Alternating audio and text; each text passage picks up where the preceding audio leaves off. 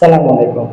আমি Umar Faruk Zayed, teacher, Lohagara merit school and college, adviser এবং English instructor, Slope online school. এই প্ল্যাটফর্মের পক্ষ থেকে সবাইকে আমার প্রথম ভিডিওতে স্বাগতম জানাই। আজকে আমাদের আলোচনার টপিক হলো প্রেজেন্ট ইনডিফিনিট টেন্সে subject third person singular number হলে মূল ভার্বের শেষে এস, ইএস, আইইএস যুক্ত করতে হয়। এই জিনিসটির সাথে আমরা সকলেই পরিচিত। এই জিনিসটি কম বেশি সবাই পারে। আমরা জানি যে subject third person singular number হলে প্রেজেন্ট ইনডিফিনিট টেন্সে মূল ভার্বের শেষে এস, ইএস, আইইএস যুক্ত করতে হয়। আজকে আমরা এই ভিডিওতে একেবারে সহজ করে শিখব কখন কখন আমি ভার্বের শেষে ইএস যুক্ত করব, কখন আইইএস যুক্ত করব এবং কোন কোন নিয়ম ছাড়া শুধুমাত্র ইএস যুক্ত হবে সেটা আমরা আজকে একেবারে সহজ করেই জানব। চলুন কথা না বাড়িয়ে আমরা ভিডিওর দিকে চলে যাই।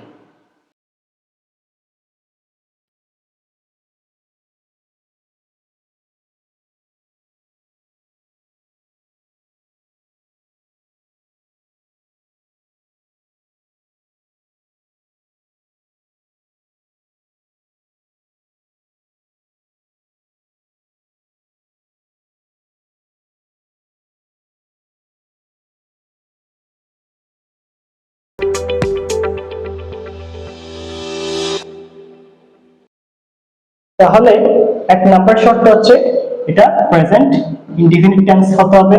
দুই নাম্বার শর্ত হচ্ছে সাবজেক্ট থার্ড পারসন এবং অবশ্যই সিঙ্গুলার নাম্বার হতে হবে। এরপরে আমরা মূল ভার্বের সাথে আমরা এস, ইএস, আইইএস যুক্ত করতে পারবো।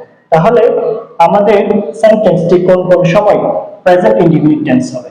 আমাদের সেন্টেন্সটি যদি সচরাচর কোনো কথা বা বাক্য হয়, অথবা এটা যদি ইউনিভার্সাল ট্রুথ হয়, অথবা কোনো যদি হ্যাবিচুয়াল ফ্যাক্ট বুঝিয়ে থাকে, অথবা এই সেন্টেন্সগুলোতে যদি often, always, sometimes, daily, usually, regularly, generally, normally, occasionally, everyday এই জাতীয় ওয়ার্ড থাকে, তাহলে আমার সেন্টেন্সটা যদি সচরাচর কোনো কথা বা বাক্য হয়, অথবা সেন্টেন্সটা যদি ইউনিভার্সাল ট্রুথ হয়, অথবা এটা যদি হ্যাবিচুয়াল কোনো ফ্যাক্ট অথবা কোনো অভ্যাস যদি বোঝাই, অথবা আমার সেন্টেন্সে যদি often, always, sometimes, daily, usually, regularly, generally, normally, occasionally, everyday এই জাতীয় যদি ওয়ার্ড থাকে, তখন আমি বুঝবো এটা প্রেজেন্ট ইনডিফিনিট টেন্স।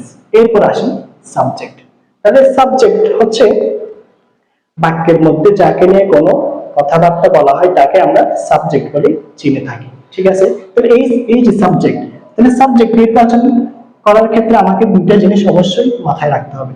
এটা কোন পার্সন আছে এবং এটা কোন নাম্বার আছে। তাহলে পার্সন তিন প্রকার, যথা first person, second person, third person.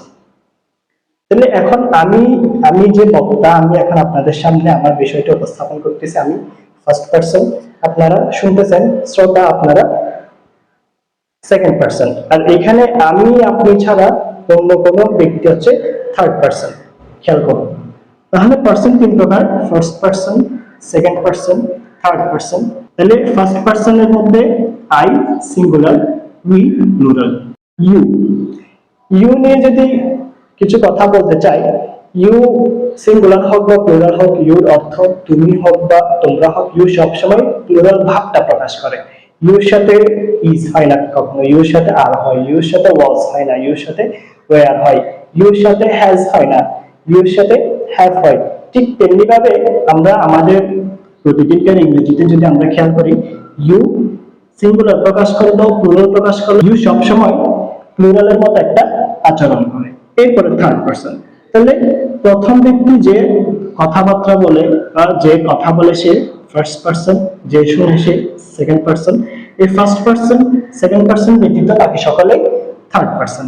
তাহলে এই থার্ড পার্সনের মধ্যে হি থাকতে পারে, সি থাকতে পারে, ইট থাকতে পারে, অথবা যে কোনো নাম একটি হতে পারে। আবার প্রনাউন যদি দে হয় তখন এটা প্লুরাল, আবার যদি নাউন ওয়ান প্লাস অর্থাৎ একের অধিক হয়, একের অধিক হয় তখন সেটা প্লুরাল। অনেক ক্ষেত্রে দেখা যায় যে আমাদের সেন্টেন্সের মধ্যে সাবজেক্টের ক্ষেত্রে anybody, anyone, anything, somebody, someone, something, everybody, everyone, everything, nobody, no one, nothing, one of, one of the দিয়ে অনেক অনেক ধরনের সাবজেক্ট হতে পারে, ইচ দিয়ে সাবজেক্ট হতে পারে, অথবা আমাদের সাবজেক্টে এইদার থাকতে পারে, নেইদার থাকতে পারে। তাহলে এইগুলো কিন্তু থার্ড পারসন। এগুলো কিন্তু আমরা আমাদের ইংরেজির ক্ষেত্রে আমরা কিন্তু প্রায় সময় এগুলো ইউজ করে থাকি, কিন্তু এগুলো আসলে কোন পারসন সেটা কিন্তু আমরা অনেকেই জানি না। তো আজকে আমাদের এই ভিডিওতে আমরা আমাদের বহুল প্রচলিত থার্ড পারসন গুলোর বাইরে এসে আরো কয়েকটা থার্ড পারসন শিখতে পারছি। তাহলে এগুলো কিন্তু থার্ড পারসন সিঙ্গুলার নাম্বার, এগুলো থাকলে আমাদের ভার্বগুলো সিঙ্গুলারই হবে। আচ্ছা, তাহলে আমরা এখানে পারসন সম্পর্কে জানলাম। পারসন তিন প্রকার, যথা first person, second person, third person. আবার এগুলো থার্ড পারসনের ক্ষেত্রে unique, third person singular number এগুলো। তারপরে আবার এগুলোকে নাম্বারে ভাগ করা যায়, সিঙ্গুলার নাম্বার, প্লুরাল নাম্বার। একটি হলে সিঙ্গুলার এবং একের অধিক হলে প্লুরাল। আচ্ছা, তাহলে এখন এতক্ষণ আমরা প্রেজেন্ট ইনডিফিনিট টেন্স কি কি থাকলে প্রেজেন্ট ইনডিফিনিট টেন্স সেটা আমরা বুঝছি, এবং সাবজেক্ট কোন কোন সময় থার্ড পারসন হয় এবং সিঙ্গুলার নাম্বার হয় সেটাও বুঝছি। এখন কোন কোন সময় ভার্বের শেষে এস অথবা ইএস অথবা আইইএস যুক্ত হবে সেটা আমরা একটু খেয়াল করব।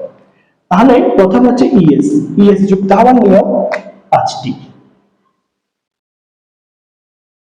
আমার ভার্বের শেষে যদি এসএস থাকে, এসএইচ থাকে, সিএইচ থাকে, এক্স থাকে এবং ও থাকে, অবশ্যই ভার্বের শেষে স্যার কি যুক্ত হবে? ইএস যুক্ত হবে। তাহলে আমার সেন্টেন্সটি অবশ্যই প্রেজেন্ট ইনডিফিনিট টেন্স হতে হবে, subject third person singular number হতে হবে। ঠিক ওই সময় আমার ভার্বের শেষে যদি এই বর্ণগুলো থাকে বা এই লেটারগুলো থাকে, তখনই আমি ইএস যুক্ত করতে পারবো। আমি এখানে কয়েকটা ওয়ার্ড লিখছি। পাস, পাস থাকলে পাসেস হবে। পাবলিশ, পাবলিশ থাকলে পাবলিশেস হবে। ক্যাচ, ক্যাচ থাকলে ক্যাচেস হবে। ফিক্স, ফিক্স থাকলে ফিক্সেস হবে। গো, গো থাকলে গোস হবে। উদাহরণস্বরূপ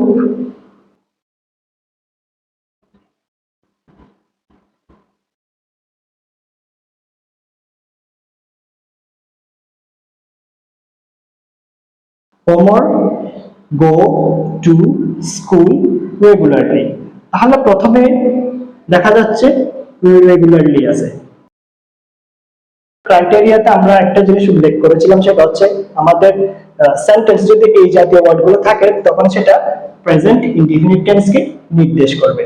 তাহলে যেহেতু এটা আছে, তাহলে আমাদের সেন্টেন্সটা প্রেজেন্ট ইনডিফিনিট টেন্স। এরপর আসে সাবজেক্ট। তাহলে সাবজেক্ট ওমর। তাহলে ওমর এটা দিয়ে যেহেতু আই নির্দেশ করতেছে না, উই নির্দেশ করতেছে না, ইউ নির্দেশ করতেছে না, তাহলে সেটা থার্ড পারসন। তাহলে নাউন একটি, তাহলে নাউন একটি যদি হয় এটা থার্ড পারসন সিঙ্গুলার নাম্বার। এখন আমার ভার্বের শেষে আমি এস বা ইএস অথবা আইএস যুক্ত করব। এখন ক্রাইটেরিয়া, ক্রাইটেরিয়া হচ্ছে আমার ভার্বের শেষে কি আছে? ও আছে। তাহলে যদি ও থাকে, আমরা জানি এসএস, এসএইচ, সিএইচ, এক্স, ও থাকলে ভার্বের শেষে ইএস যুক্ত হয়। জিও ইএস, গোস।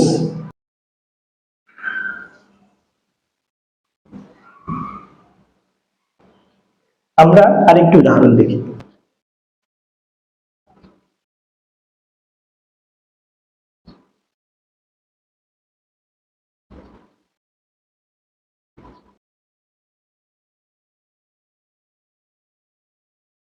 প্রথম কথা হচ্ছে আমাকে প্রেজেন্ট ইনডিফিনিট টেন্স চিনতে হবে। তাহলে প্রেজেন্ট ইনডিফিনিট টেন্স কেমনে চিনবো? এখানে স্যার কি আছে? এভরিডে আছে। তাহলে আমরা জানি যে এভরিডে থাকলে এটা প্রেজেন্ট ইনডিফিনিট টেন্সকেই নির্দেশ করবে। এরপরে সাবজেক্ট, সাবজেক্ট কি আছে? The old man.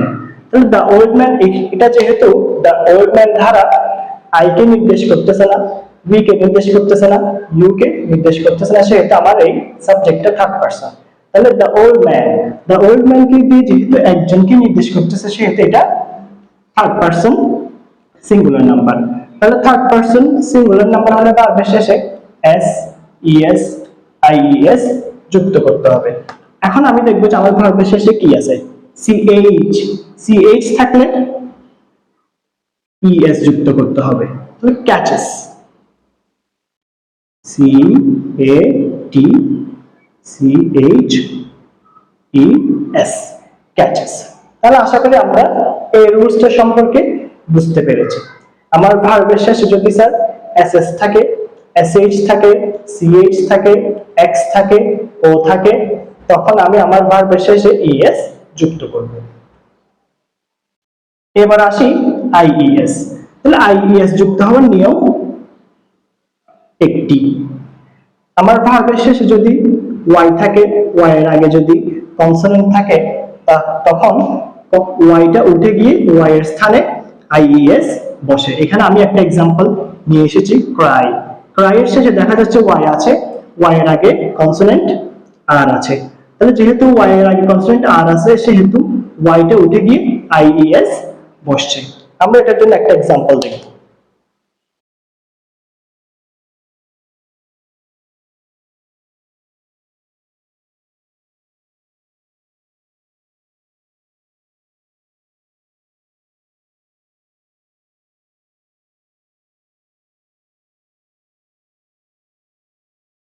কি লিখলাম?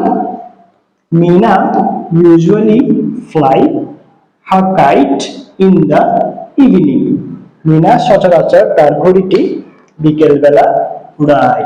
আচ্ছা, এবার খেয়াল করে, তাহলে প্রথমে নির্বাচন করতে হবে আমার সেন্টেন্সটি প্রেজেন্ট ইনডিফিনিট টেন্স কিনা। তাহলে সেটা আমি কেমনে চিনব? ইউজুয়ালি। তাহলে আমার বাক্যের মধ্যে ইউজুয়ালি আছে, তাহলে ইউজুয়ালি থাকলে আমার সেন্টেন্সটা প্রেজেন্ট ইনডিফিনিট টেন্স। এরপর আসে সাবজেক্ট। সাবজেক্ট মিনা। তাহলে মিনা দিয়ে আই কে নির্দেশ করতেছে না, মিনা দিয়ে উই কে নির্দেশ করতেছে না, মিনা দিয়ে ইউ কে নির্দেশ করতেছে না, তার মানে মিনা থার্ড পারসন। তাহলে মিনা বলতে কয়জনকে বুঝি? আমরা একজনকেই বুঝি, তার মানে Mina third person singular number. তাহলে থার্ড পারসন সিঙ্গুলার নাম্বার, এরপরে ইউজুয়ালি আছে, তার মানে প্রেজেন্ট ইনডিফিনিট টেন্স। তাহলে আমার ভার্বের শেষে এখন কি আছে সেটা একটু খেয়াল করি। ভার্বের শেষে y আছে, y এর আগে কনসোনেন্ট l আছে। তাহলে আমার ভার্বের শেষে যদি y থাকে, y এর আগে যদি কনসোনেন্ট থাকে, তখন y টা উঠে গিয়ে y এর স্থানে ies বসে। তাহলে এখানে কি হবে? Flies, f l i e s, flies. এরপর আসে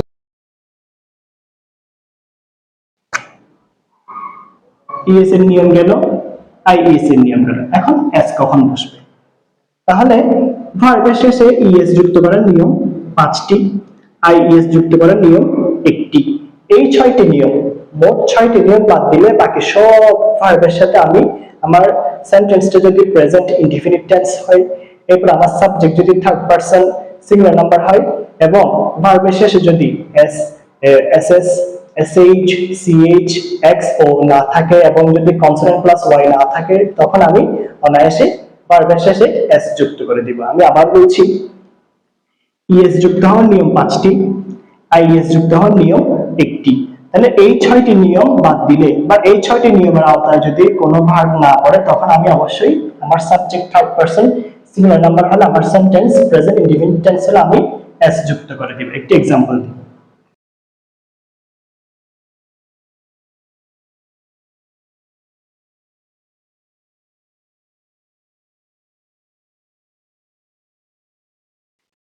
কি লিখলাম? এভরিবডি রেসপেক্ট এ পেট্রিয়ট। তাহলে পেট্রিয়ট অর্থ কি? পেট্রিয়ট অর্থ দেশপ্রেমিক। তাহলে যে ব্যক্তি দেশের প্রতি অনেক বেশি আন্তরিক, যে ব্যক্তির দেশের প্রতি অনেক বেশি মায়া মমতা ভালোবাসা থাকে, তাকে আমরা পেট্রিয়ট বলে চিনে থাকি। এখন একটু খেয়াল করি, আমার এই সেন্টেন্সে কিন্তু কোন টেন্স নির্দেশ করবে সেরকম কোনো শব্দ নেই বা কোনো ওয়ার্ড নেই। তাহলে এরকম যদি কোনো ওয়ার্ড না থাকে, তাহলে সেটা সচরাচর কথা। সচরাচর কথা বা বাক্য হলে এটা প্রেজেন্ট ইনডিফিনিট টেন্স। এরপর আসে আমার সাবজেক্ট। আমার সাবজেক্ট এভরিবডি। তাহলে এভরিবডি। এখন আমরা এখানে একটু খেয়াল করি, আমার unique third person singular number ছিল, এখানে এভরি আছে, এভরি এখানে এভরির সাথে আমি যদি বডি যুক্ত করি, তাহলে এভরিবডি। আচ্ছা, তাহলে আমার subject third person singular number, এবং এটা যেহেতু কোনো প্রকার কোনো টেন্স নির্দেশ করার মতো কোনো শব্দ নেই, সেহেতু সেটা প্রেজেন্ট ইনডিফিনিট টেন্সে। আচ্ছা, এখন দেখতে হচ্ছে আমার ভার্বের শেষে কি আছে। এখানে দেখা যাচ্ছে ss নেই, sh নেই, ch নেই, x নেই, অথবা o নেই, অথবা কনসোনেন্ট প্লাস y নেই। তাহলে সেটা শেষে আমি s যুক্ত করে দিব স্যার। রেসপেক্টস। তাহলে everybody respects A patriot.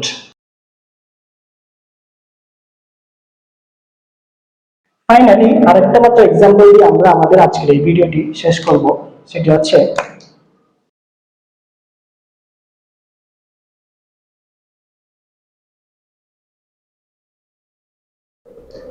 the sun rise in the east, অর্থাৎ সূর্য পূর্ব দিকে ওঠে। এখানে দেখা যাচ্ছে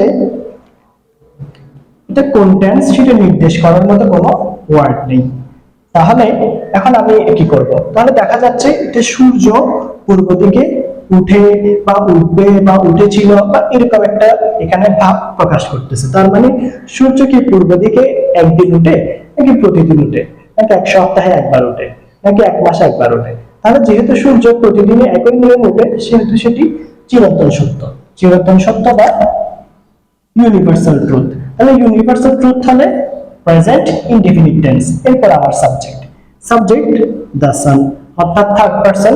তাহলে সূর্য যেহেতু একটি থাকে তাহলে সেহেতু এটি singular number, third person singular number. এখন দেখা যাচ্ছে এখানে ইএস যুক্ত করার কোনো নিয়ম নেই, আইএস যুক্ত করার কোনো নিয়ম নেই, সেহেতু আমি এটার সাথে শুধুমাত্র এস যুক্ত করে আমি আমার সেন্টেন্সটিকে কমপ্লিট করতে পারি।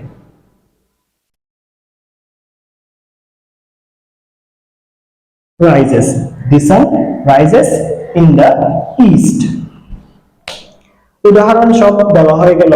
আমরা আজকের এই ভিডিও থেকে একেবারে সহজ জিনিস, একেবারে বহুল প্রচলিত একটি জিনিস যেটা আমরা আমাদের ইংরেজিতে আমরা প্রতিদিনই ইউজ করি।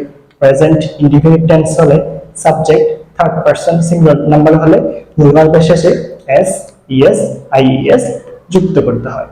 তাহলে ভার্বের শেষে যদি এসএস থাকে, এসএইচ থাকে, সিএইচ থাকে, এক্স থাকে, ও থাকে, তখন আমি ইএস যুক্ত করব। অথবা যদি আমার ভার্বের শেষে কনসোনেন্ট প্লাস ওয়াই থাকে তখন আমি ওয়াইটাকে উঠিয়ে আইইএস যুক্ত করব। তাহলে এখানে কিভাবে আমরা আমাদের সাবজেক্টটা থার্ড পারসন কিনা সেটা আমি কিভাবে চিনব সেটার জন্য আমি একটা ছক আকারের জিনিস এঁকেছি, আপনারা ভালো করে খেয়াল করলে বুঝতে পারবেন। আজকে এতটুকুই। আমি ওমর ফারুক জায়েদ, স্লোপ অনলাইন স্কুলের আজকের এই ভিডিও থেকে এখানেই বিদায় নিচ্ছি। ইনশাআল্লাহ পরবর্তীতে আবারও নতুন কোনো ভিডিও নিয়ে আপনাদের সামনে হাজির হব। ঠিক ওই সময় পর্যন্ত সকলে সুস্থ থাকবেন, ভালো থাকবেন এবং আমার জন্য দোয়া করবেন। আসসালামু আলাইকুম ওয়া রাহমাতুল্লাহি ওয়া বারাকাতুহু।